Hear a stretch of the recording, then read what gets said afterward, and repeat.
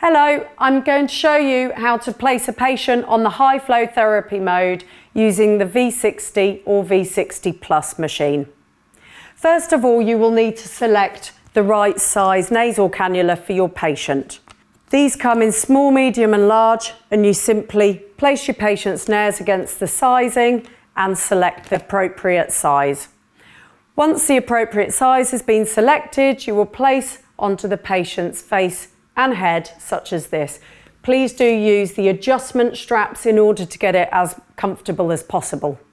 Then once you look onto the end of that nasal cannula, this is where the end of the humidified circuit sits.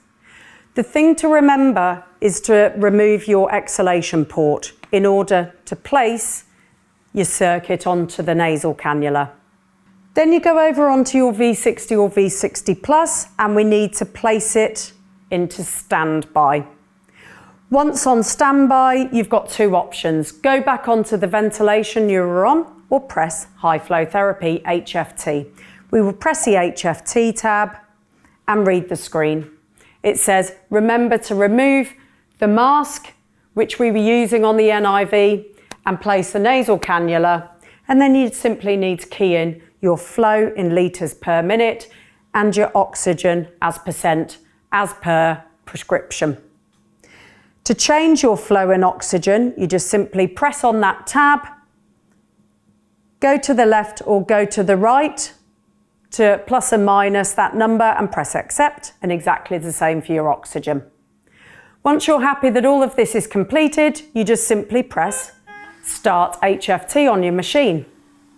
That's immediately delivering flow to your patient. So we know that our active mode is high flow therapy, which is what we want. Your low priority alarm that sounds straight away on the V60, V60Plus is totally normal. That is simply saying the tab down here, which normally is where you set your alarm settings, is not available. So you would rely on your external monitoring for that. So that is your screen really for high flow therapy. Please bear in mind there are two alarms that could occur during this time. So you will get a low priority alarm that will say cannot reach target flow. That is normal for a low priority alarm if you possibly get a kink in the nasal cannula. If that low priority alarm continues to sound, you will get a high priority alarm. This will sound differently and will flash red. This shows that the kink has not been resolved. There is no flow getting to the patient. You will need to come over onto the machine, alarm, silence and read your screen. It's saying patient circuit occluded. Once that occlusion is resolved, the lines go through the alarms and you can simply press alarm reset, additional informational message, and it will go straight back to your flow again. You can also give your patient 100% oxygen.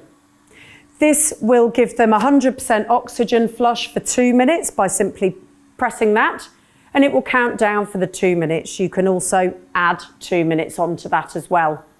Once that 2 or 4 minutes is finished, it will go back to what you were on before. Or you can simply press cancel and it will go back to your desired oxygen delivery. That is it for your high flow therapy. So let's suggest we're going back to CPAP or BiPAP.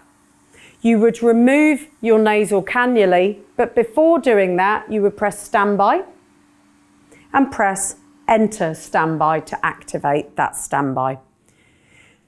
You will remove those nasal cannula, but don't forget before placing the mask back on you need to place your exhalation port back onto the end of that circuit, back onto the end of the elbow to your NIV mask, and then press ventilation.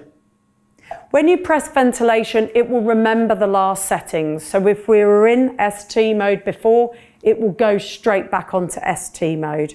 And you just simply press start ST mode and the NIV will recommence. Thank you.